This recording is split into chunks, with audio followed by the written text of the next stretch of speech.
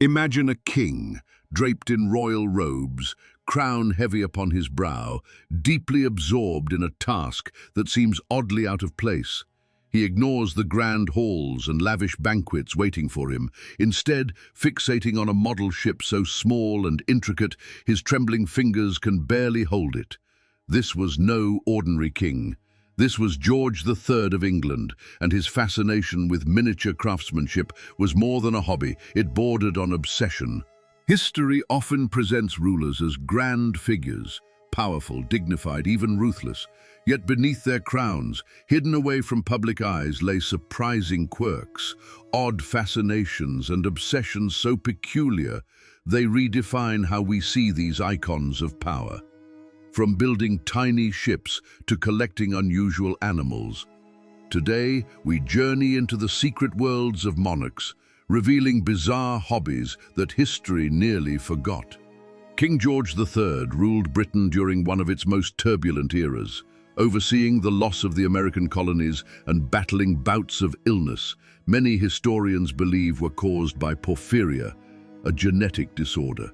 Amidst these challenges, the king found solace in an unusual passion, building tiny model ships. But these weren't simple toys. Each miniature vessel was painstakingly detailed, carefully crafted to scale, and so realistic they could fool even a seasoned sailor. George would spend countless hours hunched over his desk, eyes narrowed in concentration, perfecting each tiny rope and sail. For him, these miniatures weren't mere playthings. They were a world he could control, perhaps a reflection of the vast empire that seemed increasingly chaotic and beyond his grasp. Yet George III was not alone in finding peculiar outlets for royal stress. Centuries earlier, a French king indulged in an obsession far more eccentric and surprisingly dangerous. Louis the 16th, remembered mostly for his tragic end at the guillotine, had a passion few would expect: locksmithing. While France teetered on the brink of revolution, Louis escaped from palace pressures by crafting intricate locks and keys in his private workshop at Versailles. Servants would watch with curiosity as their king meticulously assembled small metal pieces, carefully examining each lock's inner workings. Locksmithing became Louis's escape, perhaps reflecting his desire to secure his fragile reign, symbolizing control in an increasingly uncontrollable world. Yet ironically, despite his mastery over locks, Louis could never find the key to save his own throne. Across Europe, royal obsessions didn't always involve quiet hobbies behind palace walls. Some rulers sought thrills beyond the safety of their courts, embarking on strange and perilous adventures. Ivan IV of Russia, known famously as Ivan the Terrible, was notorious for his ruthless brutality. But what fewer know is that Ivan had a deeply peculiar fascination with torturing small animals, not for sadistic pleasure, historians believe, but rather a twisted scientific curiosity. Ivan reportedly conducted experiments, observing creatures' reactions to pain, convinced this would reveal some profound understanding about human nature and suffering. His obsession terrified even his closest advisors, who wondered silently if the Tsar's fascination would someday turn towards them. Yet animal obsessions weren't always sinister. Emperor Rudolf the Second of the Holy Roman Empire, who ruled during the late 16th century, devoted himself entirely to gathering creatures that captivated his imagination, especially the most exotic and bizarre. His palace in Prague became one of Europe's first true zoos, overflowing with rare animals imported from distant lands: lions, ostriches, and even a dodo bird, creatures most Europeans had never seen before. Rudolf believed these strange animals possessed magical properties, spending hours quietly observing them, convinced they would unlock secrets of nature itself. His hobby drained the empire's treasury, but filled Rudolf's life with endless wonder, an obsession so strong it overshadowed his political duties, eventually contributing to his downfall. Animals captivated another royal figure, though in a slightly different way. Queen Christina of Sweden shocked her 17th-century contemporaries not just by her abdication, but also with a bizarre fascination, collecting insects. At a time when insects were considered nuisances or omens of bad luck, Christina saw beauty and complexity. She created vast cabinets filled with carefully preserved butterflies, beetles, and spiders. Her servants recoiled, but Christina remained undeterred, meticulously cataloguing each specimen. It wasn't just curiosity that drove her. Christina hoped these tiny creatures held answers to the mysteries of life itself. Yet, as she buried herself deeper into her insect world, her grip on Sweden weakened, ultimately choosing to abandon her throne, leaving her stunned subjects behind. From intricate model ships and locked secrets to bizarre animal collections, royal obsessions often held a deeper meaning, revealing hidden anxieties, desires, or even secret struggles for control. Yet these hobbies weren't mere personal quirks. They shaped entire nations, influenced royal decisions, and sometimes even altered history itself. But perhaps no royal obsession could match the audacity and sheer spectacle of an Ottoman sultan whose hobby would become a legend, one remembered for generations, yet almost too strange to believe. In the vibrant city of Istanbul under the rule of Sultan Ibrahim I in the mid-17th century, a hobby emerged that was so strange even palace insiders hesitated to speak of it openly.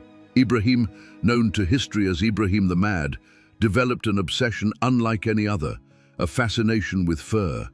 But not merely collecting or wearing it, Ibrahim's passion went to such lengths that he ordered his entire palace walls to be lined from floor to ceiling with the softest furs available: mink, fox, sable, and lynx.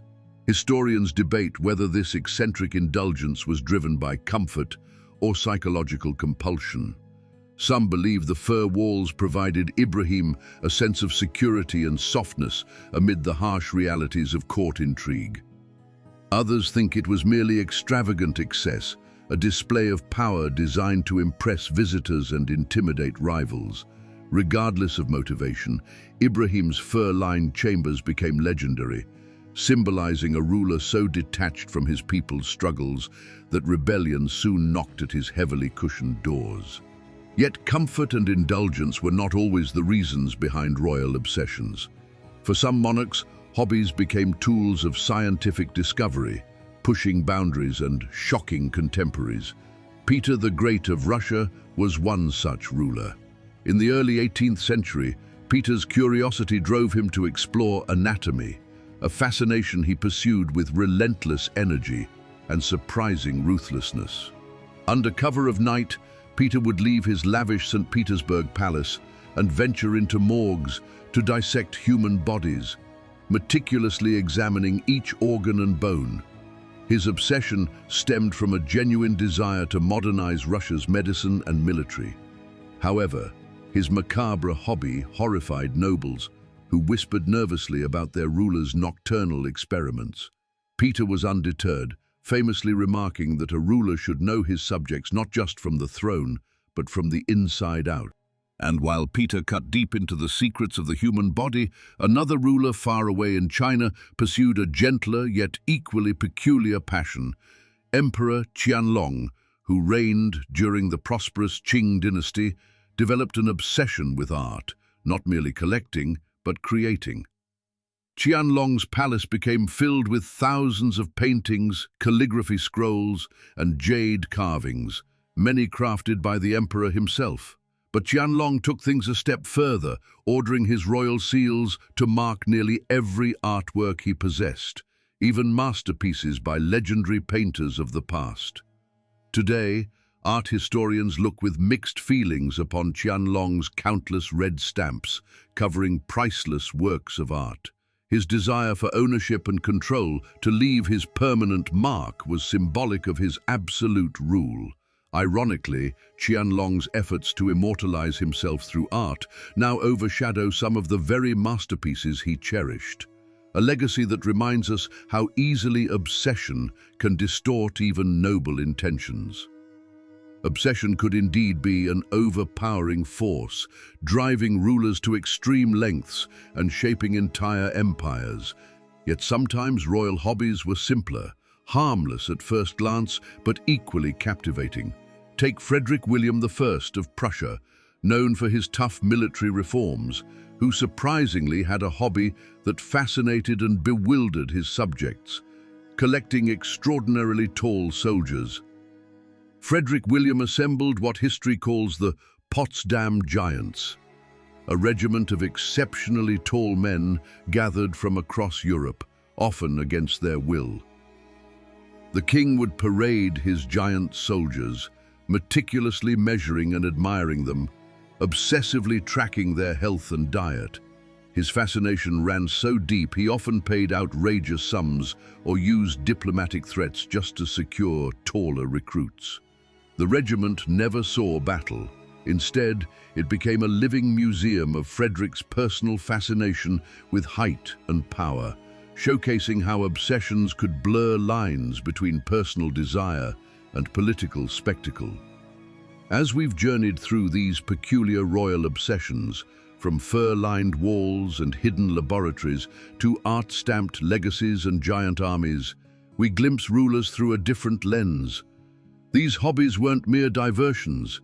They exposed hidden vulnerabilities, insecurities, and desires that shaped history in surprising ways. Yet perhaps the most astonishing royal obsession belongs to a queen whose pastime not only shocked her contemporaries, but remains one of history's most haunting royal legends, one that would cast a dark shadow over her reign and legacy. In the dim candlelight of a Hungarian castle in the late 16th century, a noblewoman indulged in a pastime darker than any royal fascination we've encountered. Countess Elizabeth Bathory, born into one of Europe's most powerful families, developed an obsession that would eventually earn her the chilling title Blood Countess. Elizabeth believed that bathing in the blood of young women preserved her youth and beauty, a horrifying ritual she pursued obsessively. Although historians today question some of the more sensational details, the undeniable fact remains that hundreds of servant girls vanished in her castle, never to return. Elizabeth's gruesome hobby, driven by vanity and superstition, ultimately led to her imprisonment. Locked within her own castle walls, she spent her final years alone, a haunting reminder of how unchecked obsessions can spiral into darkness, leaving behind only whispers and legends. But royal obsessions weren't always grim.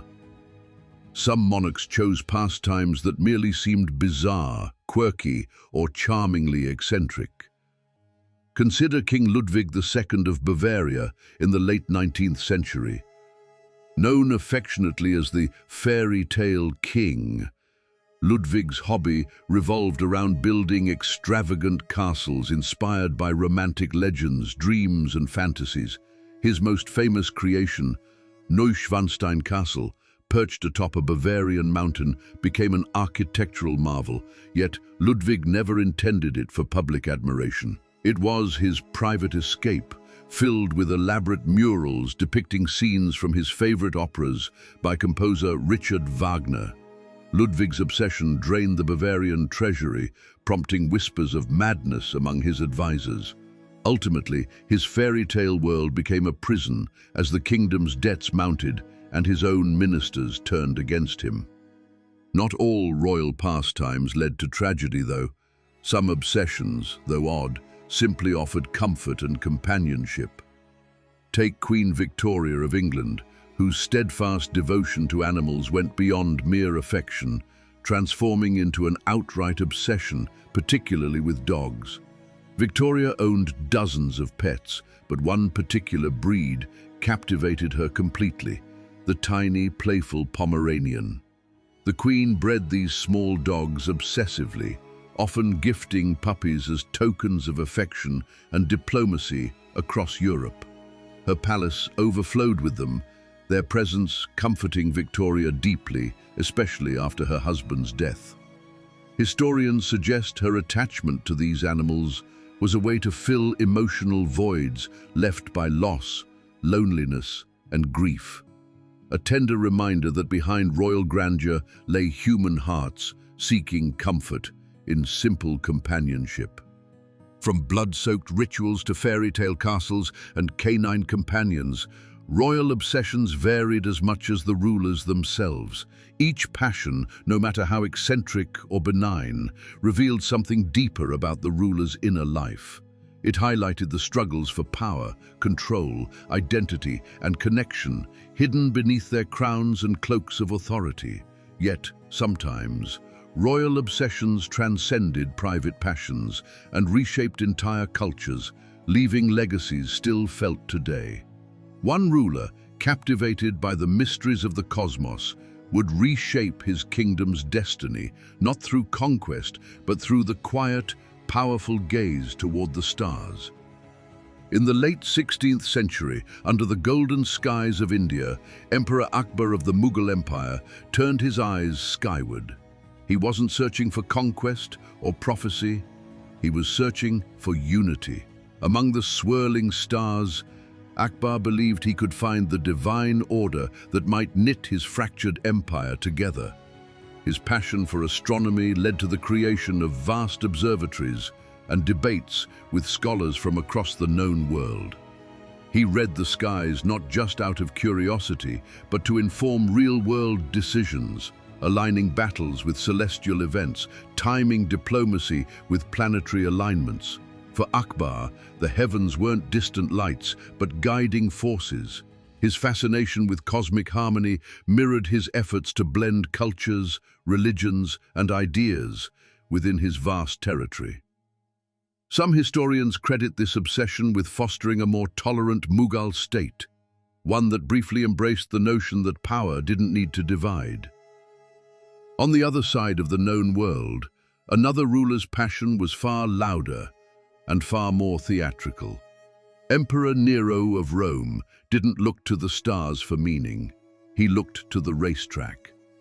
While fires burned and conspiracies simmered, Nero took to the Circus Maximus to race chariots like a common athlete. But no competition in Rome was ever truly equal, especially not when the emperor was involved. Nero demanded adoration in the arena. Skilled or not, he expected to win. Horses were specially trained to suit him. Opponents were encouraged to lose. What might have been a youthful indulgence turned into propaganda, an obsession with public image disguised as sport. The citizens cheered, but behind their applause grew unease. What kind of emperor risks his authority just to chase a lap around a track? In Nero's case, it was one more sign of a reign driven by performance over principle. Some rulers, however, channeled their compulsions into industry rather than spectacle. Augustus the Strong of Saxony found himself bewitched by porcelain, rare, luminous, and at the time more valuable than gold. He didn't want to own it, he wanted to create it. And he was willing to cross ethical lines to make it happen.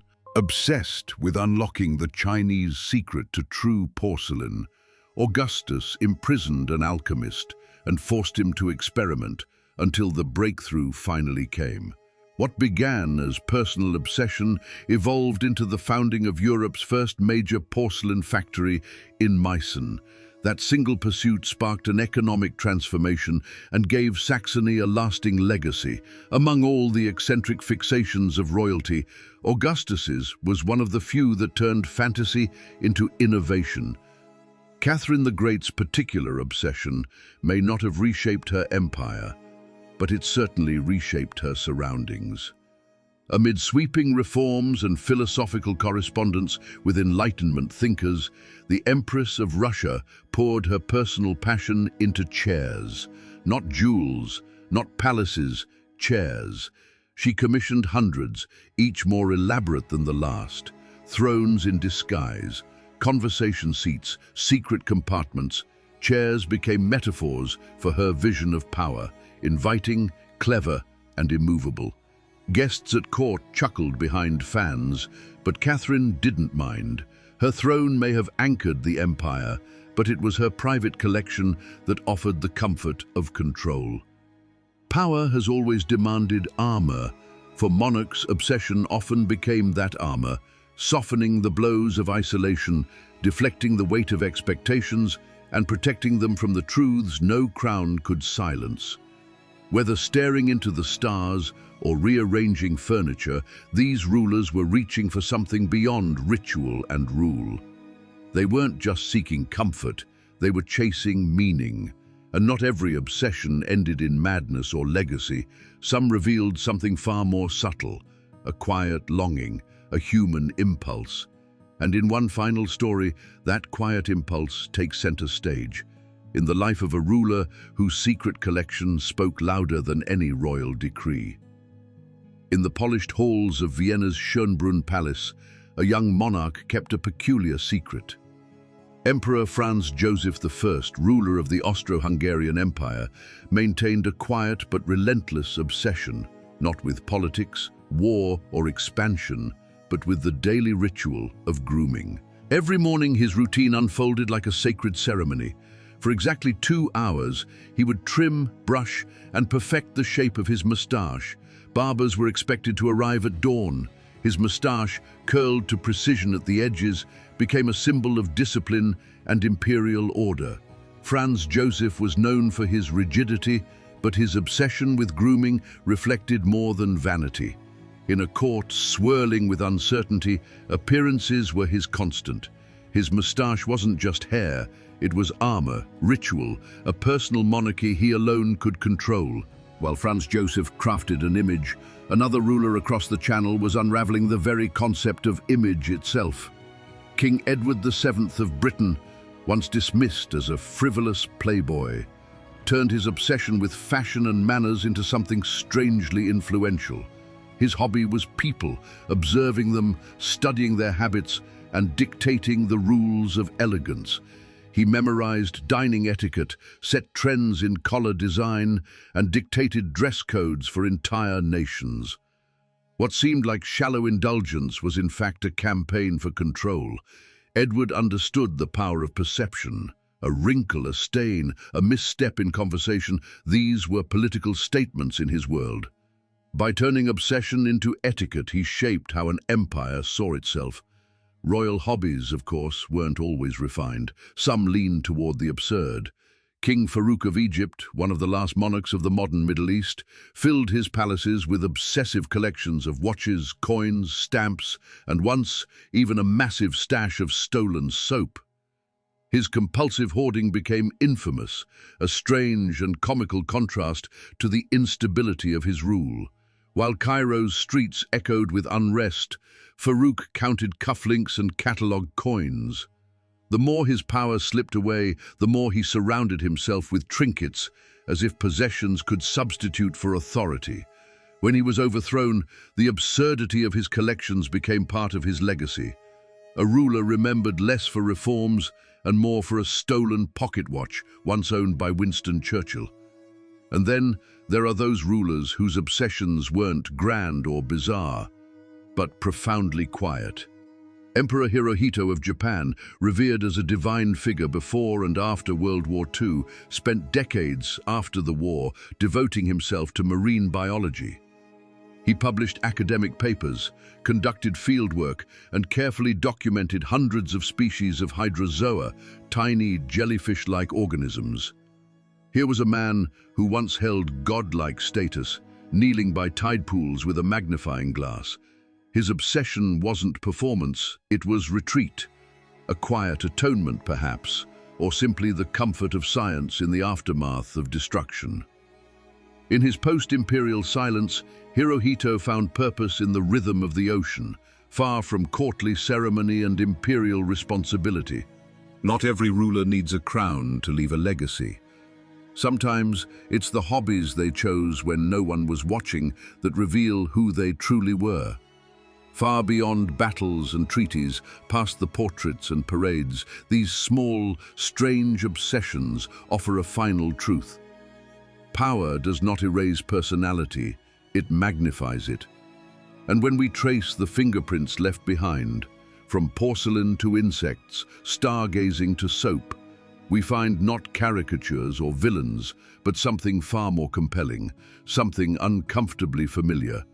Beneath every crown is a brain wired like any other, shaped by biology, burdened by expectation, drawn toward meaning in strange places. Power may amplify behavior, but it doesn't invent it. The quirks, compulsions, and quiet fascinations of monarchs were not errors in judgment. They were human responses to inhuman weight. We often imagine rulers as different from us, larger, colder, untouchable. But obsessions level that distance. A man measuring jellyfish in silence, a woman arranging insects with surgical precision, a king racing chariots, chasing admiration in a circle. These were not just hobbies, they were windows, cracks in the armor, signs that in the end, even the most absolute power cannot silence the quiet voice inside, whispering to be seen, understood, or remembered. And so, the story of royalty is not just one of bloodlines and battles. It's the story of longing, of control sought in fur-lined walls, miniature ships, or a stamp pressed into porcelain. A story that reminds us, when stripped of ceremony and history, kings and queens were not all that different from the rest of us. Just more visible, and often more alone.